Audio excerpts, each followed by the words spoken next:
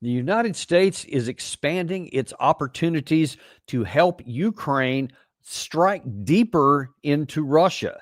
There is apparently a possibility of an incredibly $90 billion new weapons package, at least according to Zelensky, from the United States, on top of whatever Europe may do. We'll see where that's going to go as peace seems more elusive than ever. And the possibility for expansion in the Russia-Ukraine war is a growing realistic possibility. And we're going to talk about this today with one of our favorite guests, Alexander Mercouris, who is the host of the Duran and one of our favorite guests on here. But even before I bring you on, Alexander, I do want to take a moment to thank our audience here, because as it turns out, if you've noticed here, we have just reached 250,000 subscribers, and that is due entirely to you. We just want to thank you, and maybe mainly thank you for telling others about Daniel Davis Deep Dive, because it's working. Because just today, wow, we hit 250,000 subscribers. We're so grateful to you all. We know you don't have, or you probably know we don't have any sponsors or funded by any outside groups, and you help support the channel by telling others about Daniel Davis Deep Dive. You're really making a difference. So please keep it up. Help us tell the truth out there. And as we say all the time, we're in this together, and we will remain unintimidated and uncompromised to tell you the truth, no matter what it is. And so huge thanks to all of you guys for doing that. And Alexander, we're really grateful to have you on this day, because you're part of that success as well. People watch us when you come on. Well, can I first of all also say congratulations to you to getting 250,000 subscribers. Let's press on, make it 1 million. I'm all for that. I'm all for that. That's a good thing. Listen, before we even get into today's topic, though, I know you were just recently in the United States. I wish I would have had a chance to see you, but we're kind of a big country, so you weren't that close. But still, you were in the country, in Chicago. I wonder if you can tell us a little bit about what you were doing here, because you won some award. Well, it was a wonderful event. It was the Integrity Media Awards, which were being given out in Chicago. There were many people there from across the world of new media, if I can put it like this. I'm sure they'll be looking forward to having you soon, Daniel, there. It was held at the University Club of Chicago. It's the first time I've been to the United States for many years, and it was great being there, by the way. I absolutely loved being there. Chicago, which I've never been to, is a great city. I was, of course, at the best place, at least I think so. I was near to the museums, to Lake Michigan, where I walked. I went to Michigan Avenue. I had an absolutely fantastic time. And this is an exciting group. It's going to bring all kinds of people together. It's still being formed, basically to give support to those people who believe in free speech and who wish to promote it. Well, and certainly that's a big issue, both really throughout the Western world, including the United States right now, and something we obviously champion, whether anybody agrees with us or not, but that everybody should have free speech. And I'm just curious, real quick, what was the I guess the tenor and the tone? Is they think that no, we're going to stand up for more free speech, or it's more under attack? What was the takeaway? No, I think the idea was that it is under attack, but that this is a battle we both must win and will win. And there was a lot of people talking about how free speech is absolutely part of the American tradition. It's there in the Constitution. The United States is not the United States unless it is safeguarded. So it was very much that kind of event. I certainly concur with that and agree wholeheartedly. All right. Well, speaking of free speech, we're going to give our own version of the freedom to say what we think and where the evidence leads, as we always do on this channel. And let's jump right into that. President Trump entered office famously saying he's going to end the war in a day. And then it turned into 100 days, and then it was 50 days, and it was 10 days, and it was a few weeks. And then it's like, you know what? Forget about it. Now, almost nobody even talks about bringing the war to an end. And in fact, we seem to be escalating our capability. We know that, I guess it was just a couple of weeks ago, the Trump administration announced that its first weapons packages in the form of two $500 million packages, a lot of which included air defense missiles and long-range missiles with ATACMS, I believe it was, and HIMARS missiles. Now then, we see that the United States is providing Ukraine with intelligence for missile strikes deeper inside of Russia. What do you make of that? Well, I think we have to go back to what you were just saying, that the administration was trying, or said it was trying, to get peace in Ukraine, but it never really, I think, understood the nature of the conflict or its complexities. And when they talked about peace, I think what they really meant was freezing the conflict for a certain period. And that was not really ever going to happen because it wasn't acceptable to either side. So I think they've now dropped that. But because they haven't come to a view to push forward to a more all-embracing peace, what they're ultimately, inevitably doing now is that they're drifting back into the failed policies of the past. And it's important to stress the failed policies of the past, which is constant escalation. We've had continuous escalation in terms of the war ever since it started in February 2022. We've had artillery, missiles, more missiles, aircraft, deep strikes into Russia. We're now talking about deeper strikes into Russia. Why do people think that that will work when everything else that has been tried up to now of that kind has failed? It's not going to force the Russians to the negotiating table. It is going to make them very angry. It is going to make them more determined to see this war through. And of course, it is very, very dangerous because it is now quite openly flouting their publicly expressed red lines. And you talk about expanding and all these different categories, and then the F-16s was, I guess, the latest big one. Complete bust, didn't do anything at all, made no difference, not even on the tactical front, much less the course of the war. But now then we're seeing the possibility, at least it's being talked about, to where Volodymyr Zelensky as President Trump, if he can have some Tomahawk missiles. The Vice President J.D. Vance was just asked about that a couple of days ago. Our simple message right now, the Russians are not gaining a lot. This war is terrible for their economy, and they have to ask themselves, how many more people are they willing to kill for very little military advantage? But would you be okay with them having Tomahawk missiles? It's something the president's going to make the final determination on. What the president is going to do is what's in the best interest of the United States of America. I'll let the president speak to it, but I know that we're having conversations this very minute about that issue. So what do you make about that? Now, first of all, I just want to show you here, Jennifer Kavanaugh, who's actually going to be on our show tomorrow, as a matter of fact, says that Russia's likely laughing off Trump's open door to Tomahawks because the United States, as she says in there, we don't have enough of them, and it's not something that would be conducive to bringing anything to peace. But the fact that it's being talked about is I think some troubling. What is your view on even the conversation about Tomahawk cruise missiles? Well, I think it is a disastrous idea. First of all, the Tomahawk missiles, as you know a lot better than me, it started as a strategic system.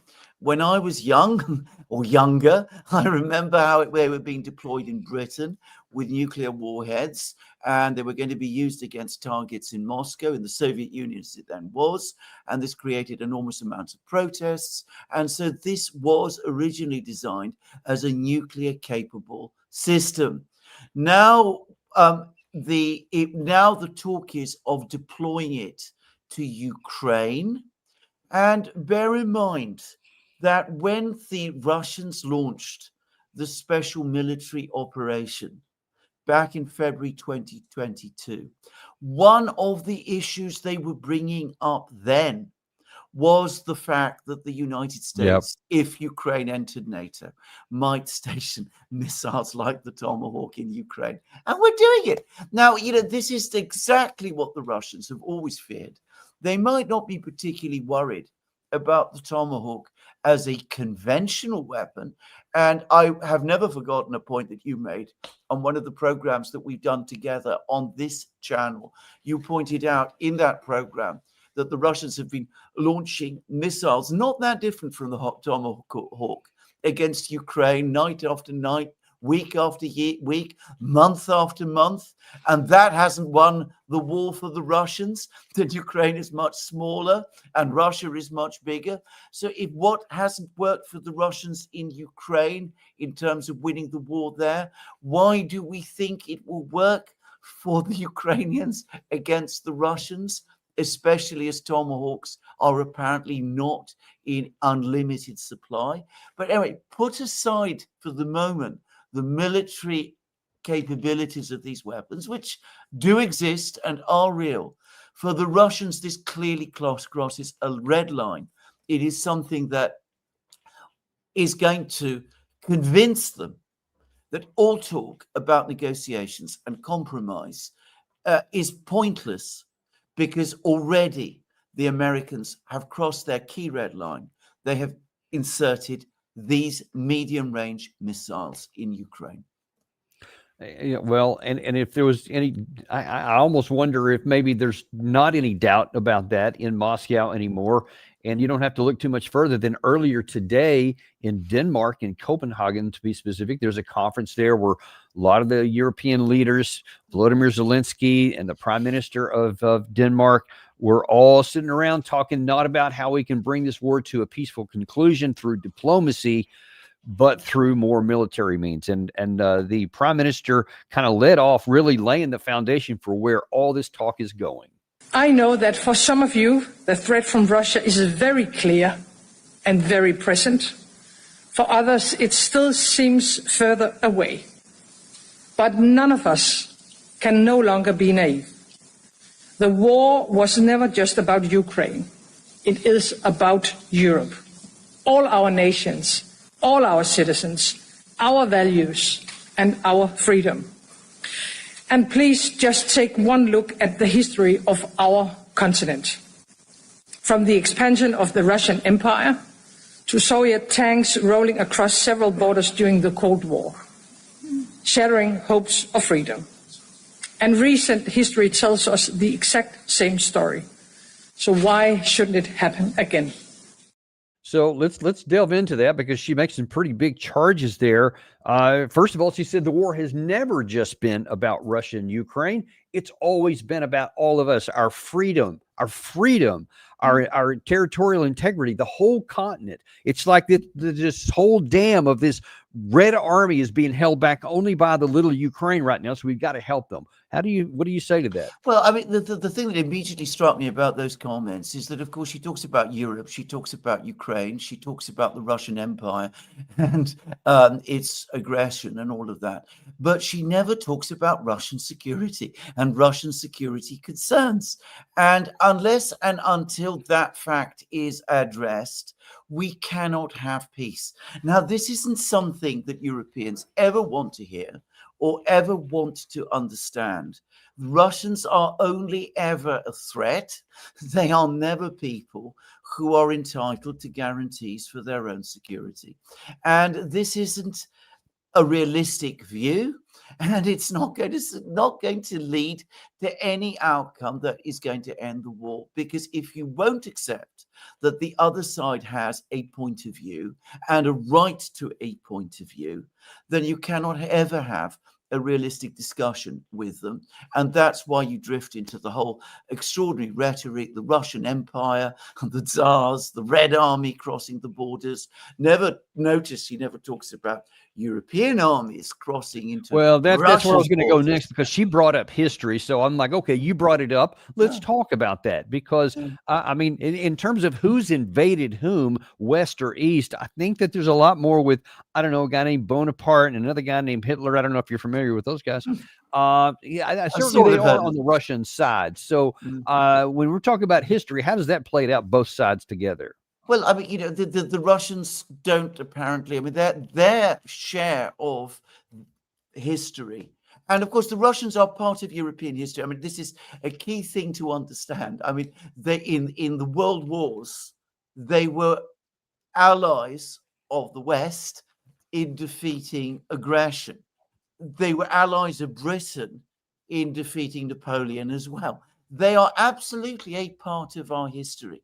The wars that the Russians were involved in were European wars in which the Russians themselves became involved and were drawn in. So, simplifying this, disregarding the complexities of European history, seeing us only as the victims and the Russians only as the threat, as she is doing, it is actually, I would say, it's a crime against history.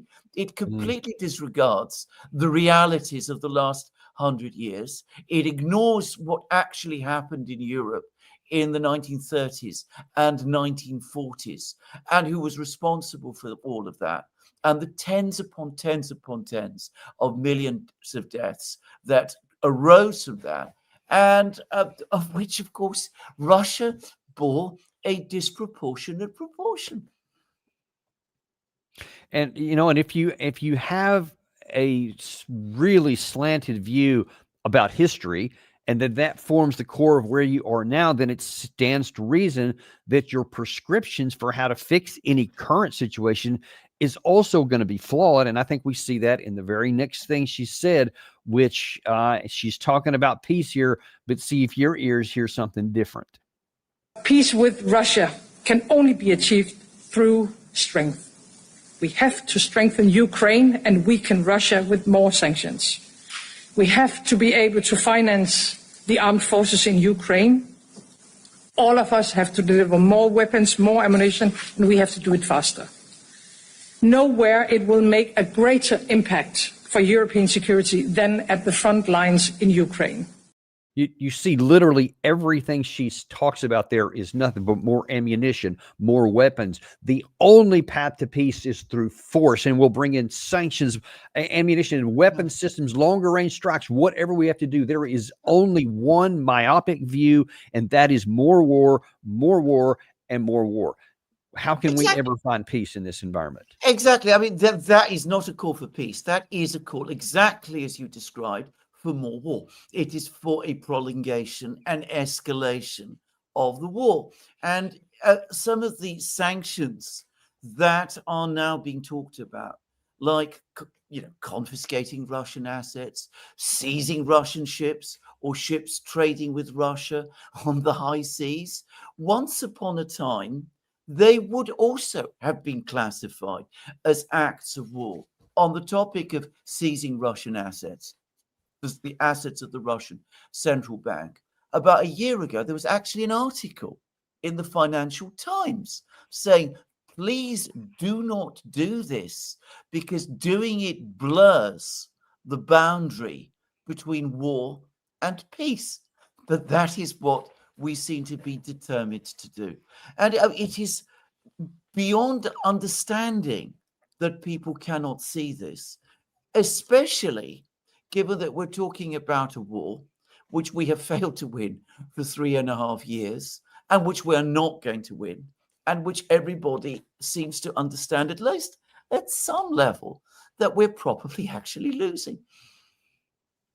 Well, you say they're seeing it at some level. I'm not sure that's the case, because I just can't see how month after month we keep showing conferences and meetings and discussions by the highest leaders, and they keep saying this same thing, even though what we see in the air and what we see on the ground in Ukraine continues to scream the opposite, which is you just laid out there. And listen, if anyone's under any confusion about where the whole group is going, that standard set off there by the Prime Minister of Denmark right off the top was jumped on by Volodymyr Zelensky, who's in this clip here, you'll see he says both the issue of this is, we're like the bulwark against all of Ukraine or Europe. We're fighting for you guys, and there's only one path to peace. The recent drone incidents across Europe are a clear sign that Russia still feels bold enough to escalate this war. And it was never just about Ukraine. Russia has always aimed to break the West and Europe in particular. Today, their strategy is simple: to divide Europe, to ignite arguments, to prevent us from finding common ground. And I believe we must do the exact opposite of what Russia expects. We must act together, and we must act with strength. First, our guys are already here in Denmark, and there are experienced Ukrainians who know how to detect and shoot down attack drones, and they have already begun deploying their mission, and we are ready to share this experience with you, partners, and this is just the beginning, the first step on the path toward an effective drone wall to protect all of Europe. Please, let's work together on coordinated solutions that will make this happen. So he's talking about a drone wall there. And there's also, we showed one of the members of the European Commission just a couple of days ago is also talking about a ground wall and all kinds of things, whether it's tanks, ditches, fortifications, etc. So that, I mean, they really seem to be wanting to dig in here. What do you make of that? Well, absolutely. I mean, in a sense, you can actually understand Zelensky because, of course, he is the person who's actually fighting the war, and he can only win the war if you can involve more and more people in it, or at least that's the calculation. So, of course, he is perhaps the one person who has some kind of reason there to be talking in the way that he is. What is extraordinary is that the other European leaders don't seem to be able to see that and don't seem to understand that what is rational and in the interests of Vladimir Zelensky may not be rational and in the interests of the wider people of Europe, let alone perhaps, in fact, including perhaps Ukraine itself. But it's most strange that they can't get this point, that they accept always these talking points and these extreme ideas from Zelensky, rather than, as I said, look to their own actual national interests. Now, as I said, unless this changes, we're going to go on doing the same thing, providing more weapons, providing more money. We provided lots and lots and lots of money, but we're going to provide even more. We're going to cross more red lines and more legal red lines, like seizing assets and interfering with shipping and doing all of those things. And of course, in the meantime, it is not as if our economies in Europe were not already in very bad shape, which they are, but nobody is talking about that. Nobody at these meetings ever talks about that. Well, and we kind of talk about the group think and how so many European nations are doing what seems irrational. Not all of them are. As Viktor Orban, who actually published a X post here, I think earlier today. Yeah, it was this morning, where he kind of takes the issue with some of this. Gary, if you can pop that up there. He says, talking to Donald Tusk of Poland, he said, Russia is at war. Ukraine is at war. Hungary is not. I understand that you stand firmly on the side of Ukraine. Please understand that we stand firmly on the side of Hungary. Your question is who will win the Russia-Ukraine war? My question is how can we end the war, save tens of thousands of lives, and provide security for Hungarians? You seek to win a war you believe is yours. I want to ensure that peace prevails. So he he is definitely laying down a marker and a consistent one that he is willing to say, I don't care what this groupthink does. This is not in our national interest, and I'm willing to stand up for it. Obviously, Robert Fico of Slovakia is right next to him on this. My question is to you, to what extent do you think other members of the European Union or the European members of NATO may privately agree with some of these things? And obviously, you're not talking about France and Germany and the UK. Obviously, they're the leaders of this other stuff now, Denmark and Finland, and some of these other new ones. But in terms of the rest of them, which side do you think they're really on? Because I don't hear much from the other most of the members. I think privately, an awful lot of them believe that the leaders of the European Union, people in Brussels and in the major European states, have lost all reason over this and understand perfectly well that this is pulling the whole of Europe to disaster, and that they privately agree with Viktor Orban. In fact, I'm going to go further. I'm going to say something. I am pretty sure that privately, a lot of them have been telling Orban this. They're telling him, go on saying what you're saying. We may, in public, because we're all scared and we all know that things that they might do to us. We may not agree with you in public. We might criticize you in public, but privately, we all agree with you. And in fact, I can tell you from absolute fact, an awful lot of that is going on. The trouble is that it is the hardliners who are very, very much in the ascendant in Europe, the Scandinavians, the Balts, people in Germany, though Germany itself is deeply divided about the war, but the political class in Germany is very strongly supportive of it. The same in true as France. Political class is supportive of the war. The wider population is not. In Britain, I think it's somewhere in between. Political class also committed to the war. The British population, perhaps not as extreme about it as they are in Scandinavia and in the Baltic states, but also more supportive of Ukraine than you will find elsewhere in Europe. So she's not talking, Frederiksen was not talking for everybody in Europe by any means. And Orban is not alone here. But in time, that may have an effect. In time, it might change things. But for the moment, it's the hardliners who remain in the ascendant. And certainly among those hardliners, they are probably also encouraging anyone who's going to give some vocal dissent to Orban. And the first in that line is Volodymyr Zelensky, who called out Orban today by name.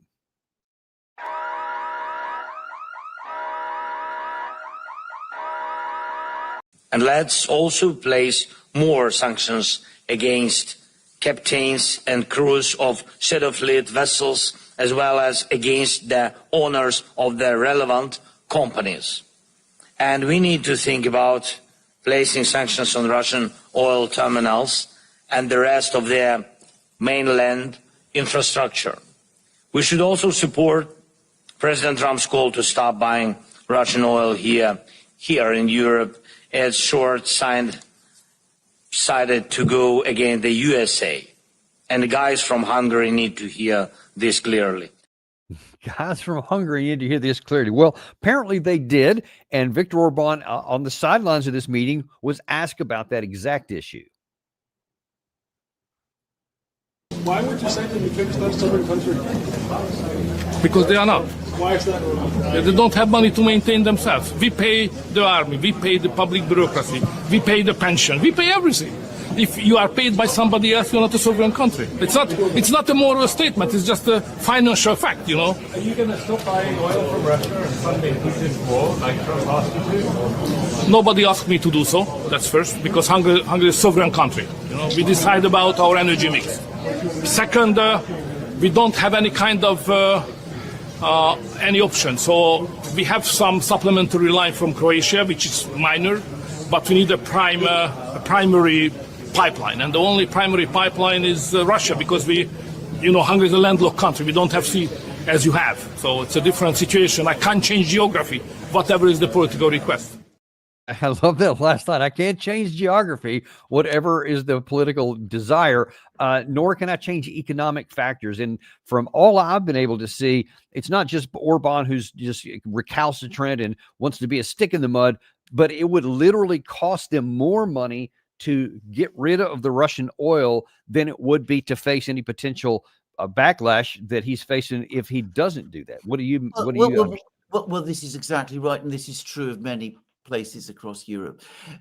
Orban is a realist. I mean, he has, you can take issue with him on many things, but on these geopolitical issues, on the political realities in Europe, on the situation in Ukraine, and what Zelensky is trying to get him to do, he is a realist. And as he says, he is a realist who looks after Hungary. Now, we should have people more like that in Europe. The problem in Europe is that the people who are very much in the ascendant are not realists. We've already spoken about how the economic situation in Europe is getting more and more difficult. The economic situation in Britain is very bad. In Germany, it is exceptionally bad. I was recently in touch with people there. But our leaders are not realists in the way that Orban is. They want to somehow change the realities through some kind of exercise of the will.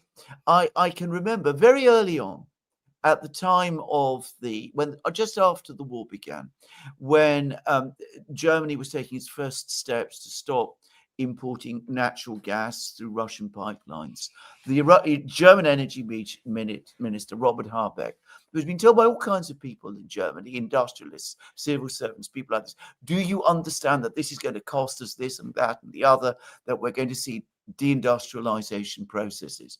And Robert Habeck's invariable answer to all those points was, those are Putin talking points. That's how he always closed down the discussion. By the way, he's now left German politics, and I believe he is in Denmark. Just saying. Meanwhile, the wreckage of all the economic decisions are still being felt by those very industrial outputs in Germany, and apparently very many others as well.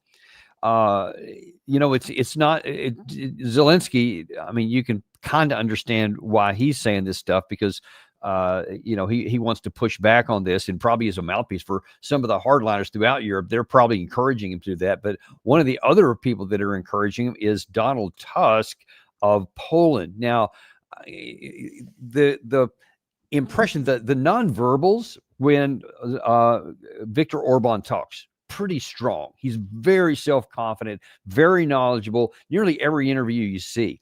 Now, as we listen to the words of Donald Tusk here, also look at the nonverbals and kind of tell me what you see. The question is about Viktor Orban and the war. Viktor Orban believes there is no war. I believe there is a war. The real question isn't whether there is a war or not. The real question is who is on whose side in this war. Because war is black and white. When there is a war, like the war between Russia and Ukraine, the question is whose side you are on. And we know whose side Poland is on, we know whose side NATO, Europe is on, and unfortunately, we probably know whose side Viktor Orban is on. And unfortunately, I wish I had clipped another part of that, because in that exact same piece right there, Orban comes up and actually makes some comments there. Again, very self-confident. And you see Tusk in the background kind of going, yeah, okay. Because he kind of called him out, not mean or anything, but he just rattled off like 5 or 6 facts and then continued walking on. And Tusk is kind of just left not looking really good. How do you read that interaction? Well, indeed. I mean, I think one of the things to say is that whereas in Hungary, I mean, Orban is certainly facing a major political challenge, because that is the nature of democratic politics in Hungary. He is still very, very much, the one senses that he's very much the confident person who has led Hungary for many years and led it successfully and has transformed Hungary. In Donald Tusk's case, he is very, very nervous because his government is visibly failing. It is failing in Poland. And he senses that Polish opinion is shifting, and it's shifting against him and more in the direction that Orban is saying. Poland and Hungary, by the way, are very, very, they're not just geographically close, but there's been a very long, deep historic cultural interaction between them. They're 2 Central European states, both Catholic, which have always been friendly. They've never fought each other, which is a fact that many people are not aware. So what people say in Hungary is something that people in Poland notice. And there were presidential elections in Poland a short time ago.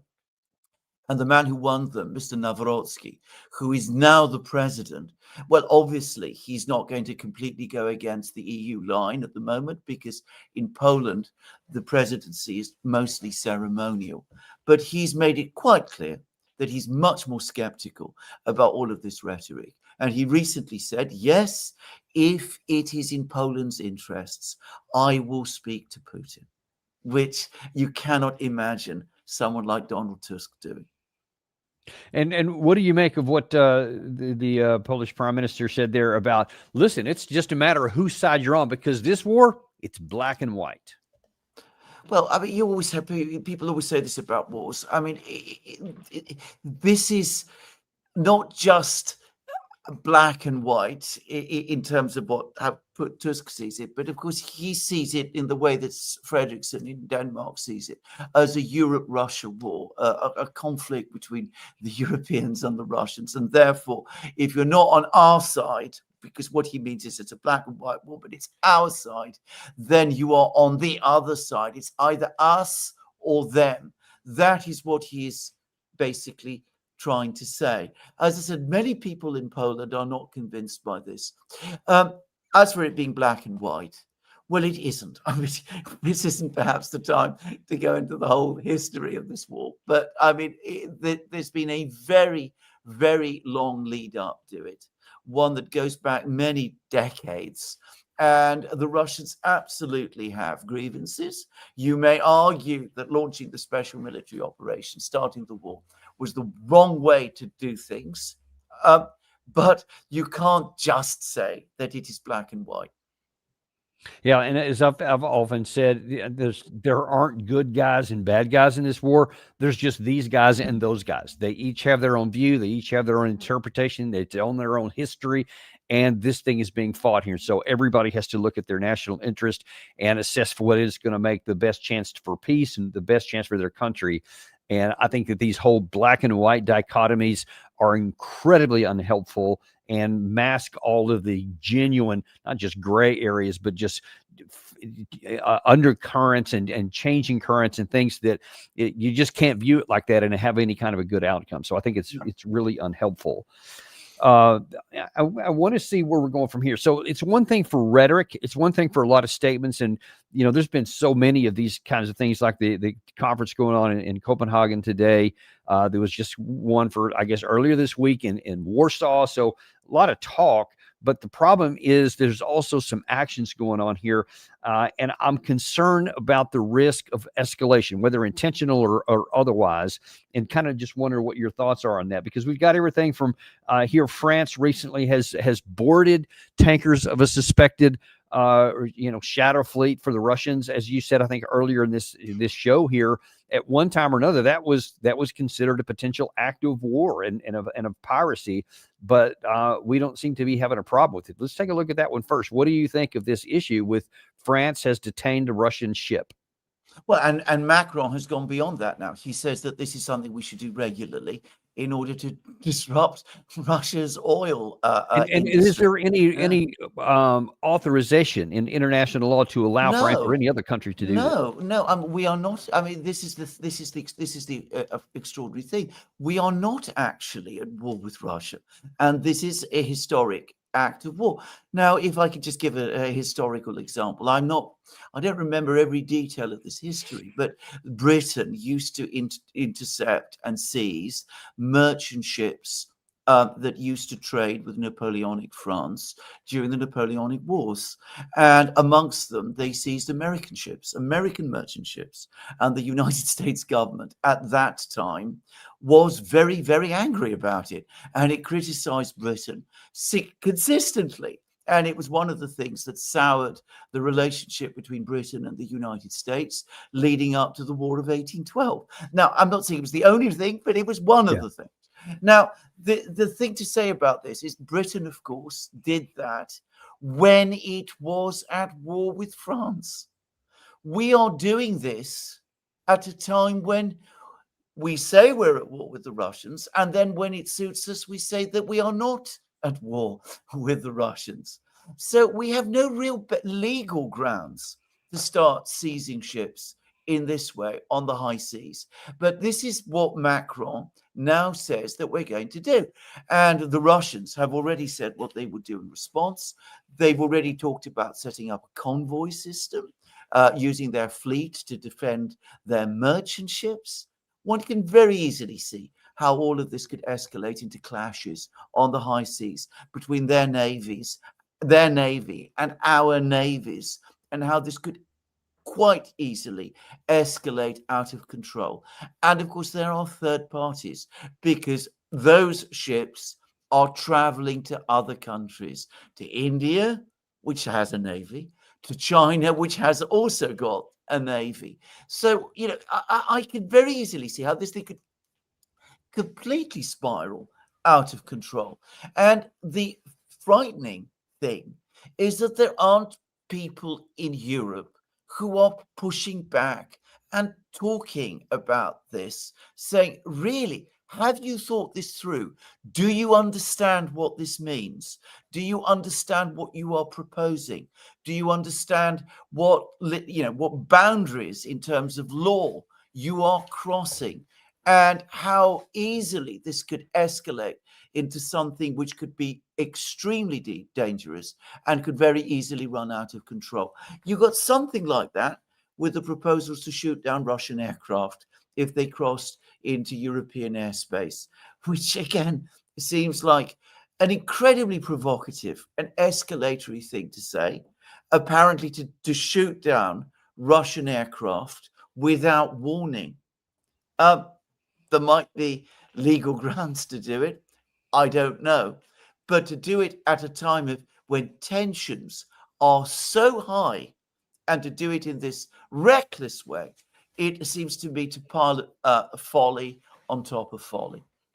Now, one of the other areas of potential escalation that has increased here of late is a lot of the claims in a number of different countries, to include Denmark, to include Estonia, that there have been all kinds of drone activity from the Russians. Is what it's either being implied or outright accused, is that the Russians are testing NATO air defenses. MiGs are flying over NATO territory, all this. And now then there's talk about we should shoot them down. What do you make of all this, this increased activity and claims from the Europeans? You see, it is also very nebulous and difficult to understand. It all started with those drones, which, by the way, undoubtedly, indisputably Russian drones. I mean, when I saw them, I immediately recognized them as Russian drones, that they drifted into Polish airspace. They were clearly decoy drones. There might have been a malfunction. There might have been all kinds of things. They might have been propelled there by the wind. I'm not an expert in these things. The Russians said, let's sit down and talk about it and discuss what happened and find out what happened. Of course, we didn't do it.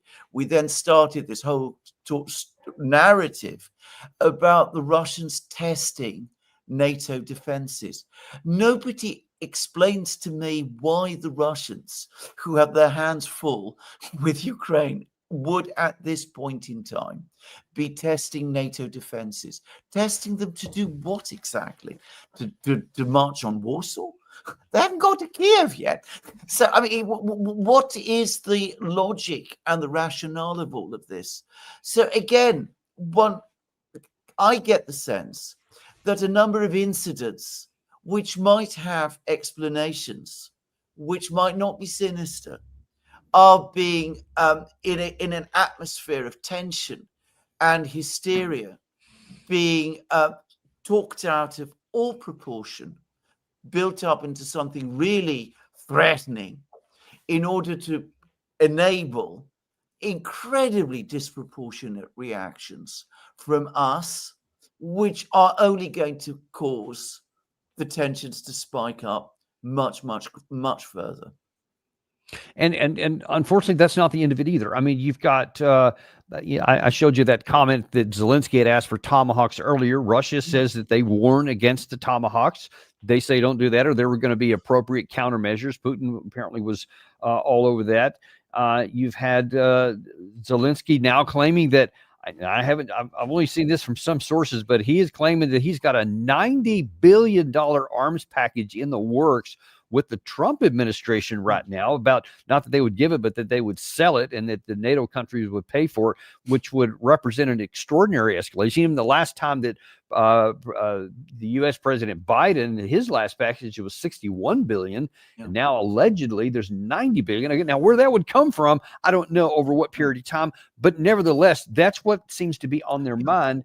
And then you have these issues here that things have been happening on the European side of the line of contact. Now, I'm going to show you something that Friedrich Merz of Germany said just a few days ago about some warnings about what he claims the Russians are doing beyond the front lines. Drone flights, espionage, the Tiergarten murder, massive threats to individual public figures, not only in Germany but also in many other European countries. Acts of sabotage on a daily basis. Attempts to paralyze data centers. Cyber attacks. I suspect that here in the room, probably every second person has already been affected by how their data networks and infrastructure have been attacked.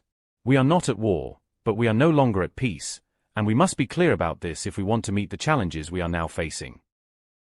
We're not at war, but we're no longer at peace. And he lists all these things. Now, I can't independently validate that all those things he claimed that the Russians are doing are valid, but I can see why they might. But what's problematic in that to me is that there's no connection being made in the European side of all these actions where they are openly helping the Ukrainian people with ammunition, weapons, long-range fires, etc., and intelligence to kill Russians. And what? They think that nothing's ever going to happen? I mean, why is that connection never made? Well, that's an excellent point, because I mean, here we're talking about long-range missile strikes deep inside Russia, talking about supplying Ukrainians with missiles that can reach Moscow. Zelensky has talked about decapitation strikes on Russian leaders. And of course, we've had talk about attacks on Russian oil refineries and things of that kind. So we can do these things. We can supply Ukraine with all these missiles and the intelligence and encourage them to do those things. But if that results in blowback, which affects us, well, that is something that is just completely unexpected to us, and which we then get shocked and alarmed about. Now, all of the things that Friedrich Merz described might be true, but are they really comparable to launching missiles against into another country? I mean, again, there is an imbalance in terms of what we are doing to the Russians and what they supposedly are doing to us. The danger is that the more we escalate, and it was the response to every Russian move, real or imagined, is to demand further escalation. The more the Russians might feel that they have no choice but to escalate in return. And then, of course, we're going to be in a very, very bad place indeed. You know, and one of the other near-term issues that are of growing concern to me is at the Zaporizhzhia nuclear power plant. Now, for those who may not be aware, the Russians captured that early on in the war, and they've had physical possession of it ever since then. But now then we have some claims that Zelensky has been making that the Russians are shelling it, and they're risking a potential nuclear meltdown inside of the of Ukraine, or actually in Russian-controlled territory here. But you see there that more than a week after Russia said the Zaporizhzhia nuclear power plant lost external power because of shelling, the situation at Europe's largest nuclear power plant is now critical.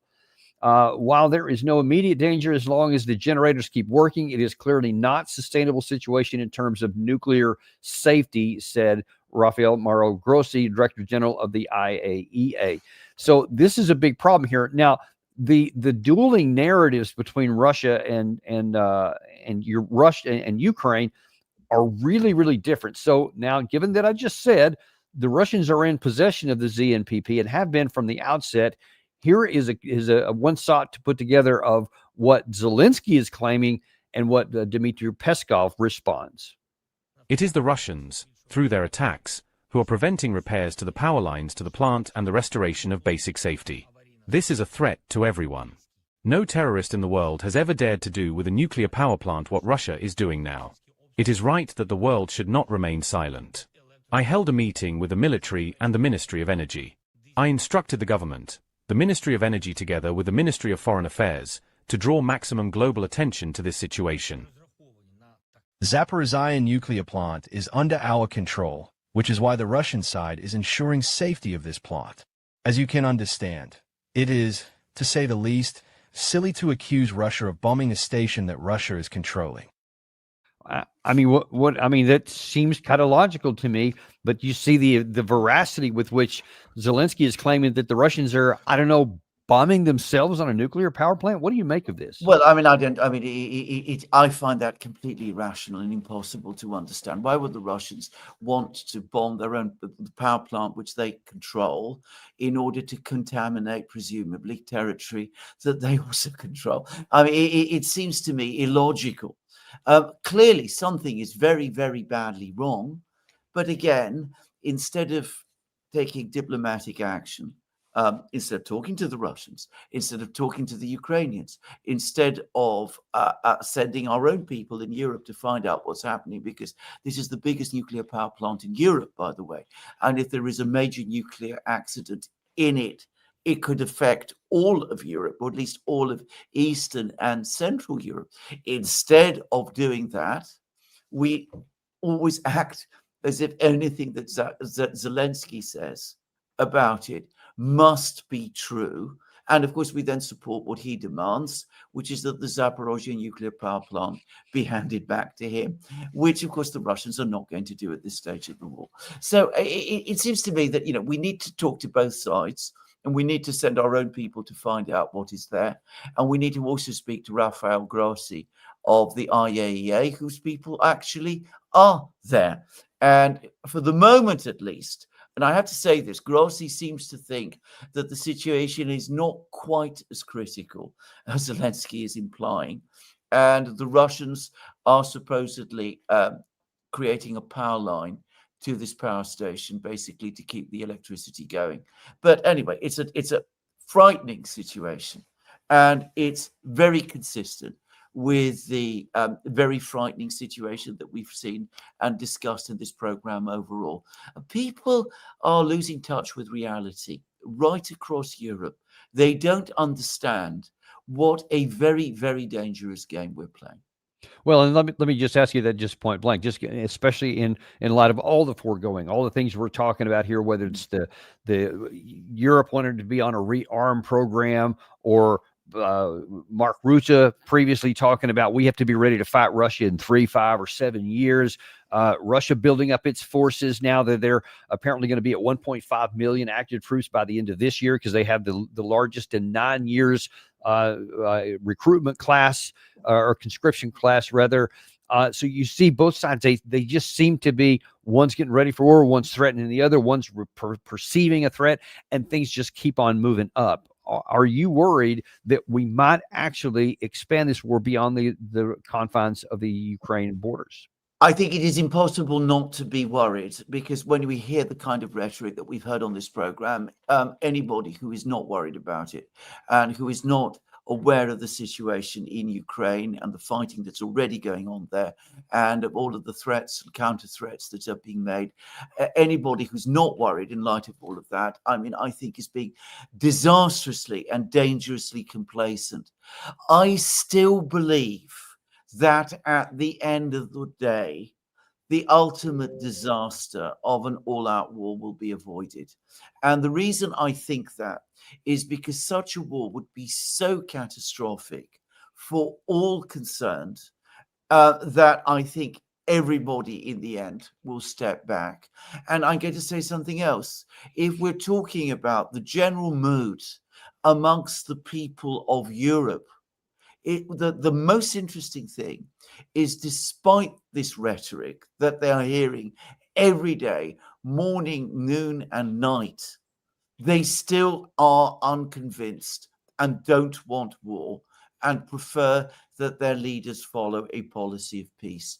Every election that's happened in every big European country, Germany, Italy, France, Britain, you can see Romania, you can see this, and gradually, steadily, the forces that call for peace are growing stronger.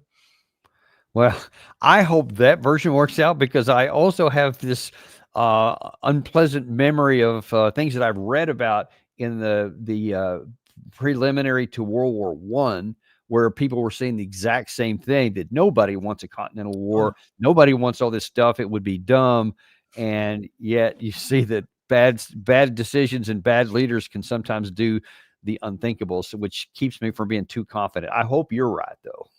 I'm afraid you made a very, very good point. And there's a lot about the situation in Europe today, which is frighteningly similar of the situation before the First World War and of the disastrously bad and incompetent decisions that were made then. And I have to say, the leaders of that time in Europe actually look an awful lot more competent, than the leaders we have today. Oh, that's frightening. Yeah. Listen, in the last few minutes we have here, I wonder if you can just give us any kind of an update. I saw this morning in Manchester, there was an attack on a Jewish synagogue, and in the current environment with Muslims and not even just in Europe, UK, but with Muslims and the Jewish situation and the things that are going on in the Middle East with the Gaza Strip and all that. A lot of powder keg going on. What's going on, and what can you tell us? I mean, so it's an extraordinarily upsetting and tragic thing, and it is inevitably going to increase tensions. I mean, one of the things is that the Jewish community in Britain has been feeling increasingly under siege over the last 2 years. I mean, I know this. I mean, I'm in contact with some of them, and they are becoming increasingly frightened. This attack is going to make them feel even more frightened. They are going to become more afraid and more angry as a result. And of course, there's enormous anger on the other side that has been building up too.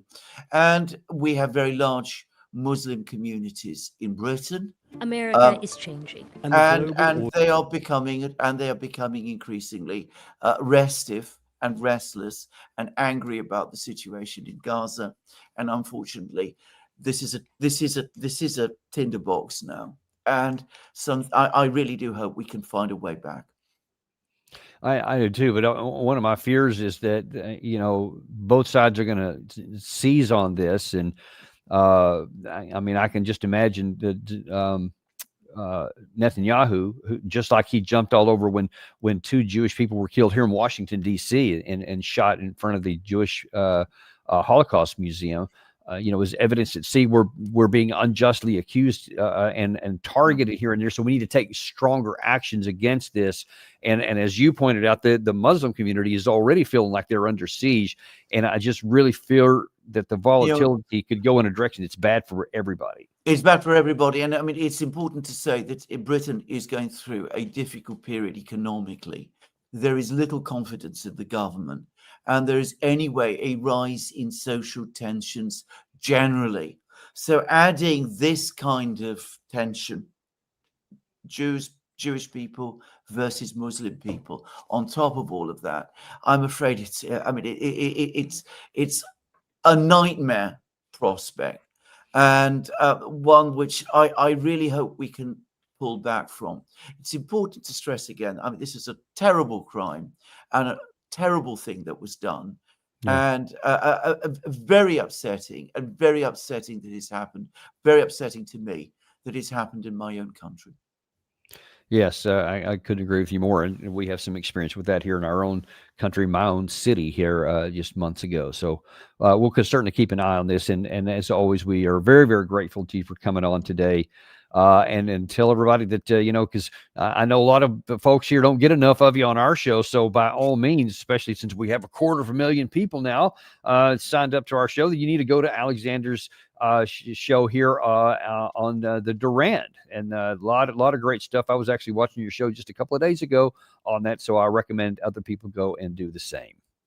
Thank you very much, Daniel. And a great pleasure to be on your show as well. Always the same here. Look forward to having you next time. And just one final thank you to you folks. And we did just this morning. We eclipsed 250,000 subscribers to the channel, and we owe it all to you. One of the big reasons is because what we always often ask you to do is to share this channel with the people on our podcast that we have, or on our Substack, etc. And you've been doing it, and we are really, really grateful for all that you've been doing. And we hope to continue to provide unintimidated and uncompromised information, because we know that's what you want and deserve. Thank you very much, folks, and we'll see you on the next episode of Daniel Davis Deep Dive.